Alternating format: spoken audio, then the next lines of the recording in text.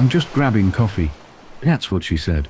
6 words, tossed out casually as she grabbed her keys and slipped on her jacket. She smiled, kissed me on the cheek, and shut the door behind her. If you heard those words, you'd never question them, right? People grab coffee every day. But for me, those 6 words ended up being the opening line of the cruelest chapter of my life. Because what she really meant wasn't coffee. She meant a cheap motel room. With my old high school bully. The universe has a twisted sense of humor. Out of all the men in the world, out of all the people she could have run to, it had to be him. The same guy who made my teenage years a living hell. The guy who stuffed me into lockers, spread rumors, laughed at me in the halls while everyone else joined in. I thought I left him behind when I graduated. Thought I'd built a life beyond those shadows. And then, years later, I found out he'd slithered back into my life through the one person I trusted most. I didn't know that the first time she said it, the first grabbing coffee, excuse I barely noticed.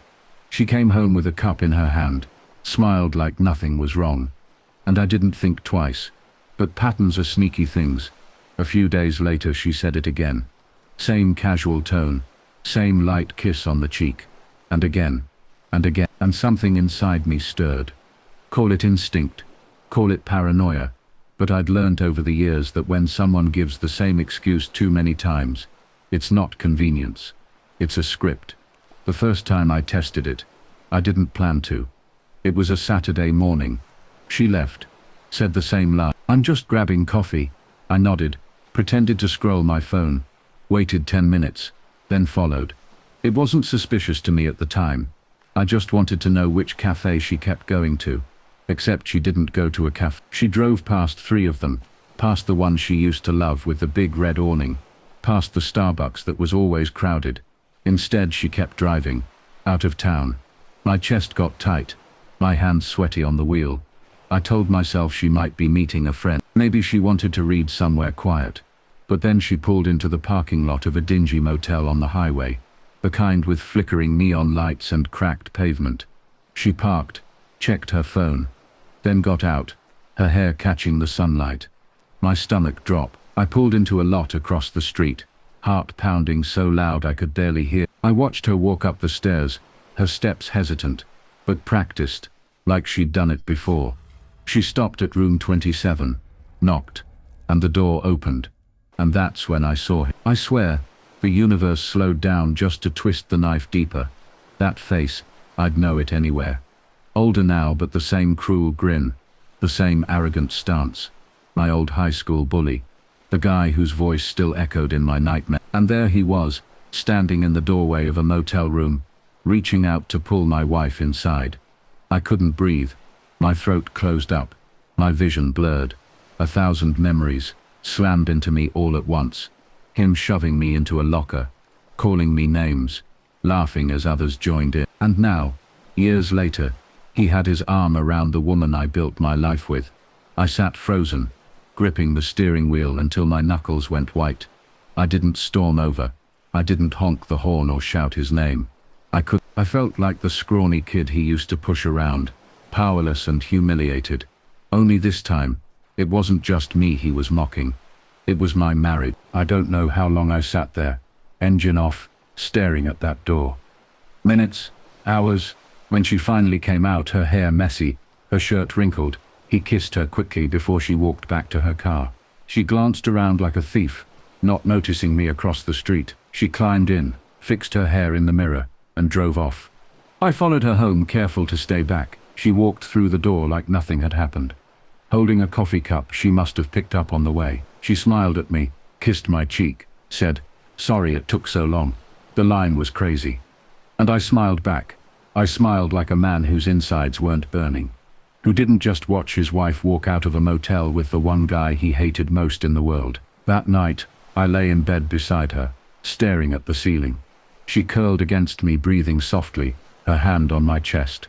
And I thought about how that same hand had touched him just hours before. My body felt foreign, like I wasn't inside it anymore. But in the silence, a new thought began to take root. It wasn't just betrayal. It wasn't just humiliation. It was war. Because if he thought he'd beaten me again, If she thought she could lie to my face with a coffee cup in her hand, they had no idea what kind of man they were dealing with now. The kid he used to push around was gone. The man she thought was too trusting had woken up, and I wasn't going to confront them in a burst of rage. No, rage is messy. Rage lets them twist the story. I was going to do something worse. I was going to take my time, collect, plan, and when I struck, it would be clean, undeniable, and devastating. So the next time she said, "I'm just grabbing coffee," I kissed her forehead, smiled, and let her go. Then I grabbed my phone, my notepad, and started building the case that would bring both of them down. Because this wasn't just about betrayal anymore. This was about reclaiming every ounce of dignity they thought they'd stolen. The second time she said it, I was ready. "I'm just grabbing coffee," she smiled, tossing her bag over her shoulder. She thought she was slick, thought the cup she picked up afterward erased the miles in between. I kissed her cheek, waved her off, and waited exactly 10 minutes before pulling out of the driveway. This time, I wasn't just watching. I was documenting. I trailed her carefully, staying 3 cars back. She didn't even check her mirrors. Why would she? She thought she was safe. Same route, same highway, same motel. Room 27. I parked across the street again, phone in hand, camera rolling. She knocked, and there he was. My old bully, opening the door with that same smirk I remembered from high school. The sight made my skin crawl, but I forced myself to stay still. She walked in, and the door shut. I didn't move for an hour. I just sat there, phone in my lap, imagining every laugh, every word, every touch. It was torture, but it was also fuel. When she finally emerged, hair tousled, shirt pulled tight around her, I filmed her leaving. I filmed her hugging him quickly, checking her phone, and climbing into her car. I had proof now. Not just suspicion, not just a bracelet in a drawer, or whispers in the dark. Cold, undeniable proof. And I wasn't going to waste it. Over the next 2 weeks, I collected more screenshots of her texts that popped up on our shared cloud. Receipts in her car, room service charges, takeout for 2. Little memos she thought she'd deleted. Every lie she fed me became another brick in the case I was building. And each time she smiled, each time she whispered, "I'm just grabbing coffee," I nodded, kissed her cheek, and let her walk right into her own trap. What made it worse, what made it unbearable, was that it was him. If it had been anyone else, maybe the betrayal would have cut different. But the fact that she chose the one man who spent years tearing me down, humiliating me in front of everyone, made it personal in a way I can't even describe. It wasn't just cheating. It was mockery. It was her saying without words, "You'll never escape him. He still owns you." But she was wrong. The real turning point came one night when I followed her again. Same motel. Only this time, I got out of the car. I didn't go inside. I didn't even get close. I just stood in the shadows across the street, filming, and I caught it. The two of them stepping out onto the balcony, laughing, sharing a drink, her leaning against him like a woman who'd forgotten she had a husband. His hand slid around her waist. Her head tipped back as she laughed. The sight burned into me, but I kept filming because evidence was power, and I wasn't about to waste my pain. I went home before she did, sat on the couch in the dark, footage still playing on a loop on my phone. When she walked through the door later, holding her coffee cup like always, I smiled up at her. "Everything okay?" I asked. She froze for a split second, then smiled back. "Yeah, just a long line. A long line." Right. That night, as she slept beside me, I made the decision. It wouldn't be enough to confront her privately, not enough to scream, not enough to cry, not enough to ask her why. No, I wanted her exposed. I wanted him exposed. And I wanted them exposed in front of the people who mattered. Family, friends, community. Because humiliation had always been his weapon, back in high school. This time, it would be mine. I waited until our anniversary dinner. She suggested it herself, said we should go out with friends, celebrate. Something big, she insisted, eyes shining. She had no idea what kind of big I was planning. The restaurant was packed that night. Long tables, clinking glasses, laughter echoing off the walls. Our closest friends, a few family members, all smiling. chatting. She was in her element, glowing, talking, acting like the perfect wife. My cousin even raised a toast to us to many more years. When the laughter died down, I stood, tapped my glass, smiled at her. She smiled back, cheeks flushed, eyes glistening in the candlelight. She thought I was about to gush about how much I loved her, how lucky I was. Instead, I pulled out my phone. "I want to share something," I said, my voice steady. "Something my wife's been keeping from me, from all of." Confusion rippled through the table. She froze, fork halfway to her mouth. "What are you doing?" she hissed under her breath. I pressed play. Her voice came through the speaker first, laughing, whispering, "I'm just grabbing coffee. He'll never know." Then came the video, her and him, on the balcony, wine glasses in hand, his arm around her waist, her smile brighter than anything she'd given me in years. Gasps erupted around the table. Chairs scraped, faces turned from the screen to her, to me, to her again.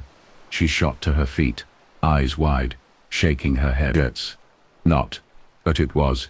It was undeniable. It was in her own voice, in her own smile, in her own body language. And then I dropped the final blow. A photo of him. My old bully, projected on the screen I'd connected to the restaurant's TV. "Some of you might recognize him," I said calmly. "I certainly do. He made my life hell in high school, and now, years later, he's been making a mockery of my marriage." The silence was absolute. Then came the whispers, the stares, the judgment. She broke down, sobbing, begging me to stop. But I didn't. I let the video play again, her laughter filling the room like poison. When it ended, I looked at her one last time. "Happy anniversary," I said softly. "You thought I'd never know, but I always knew, and now so does everyone else."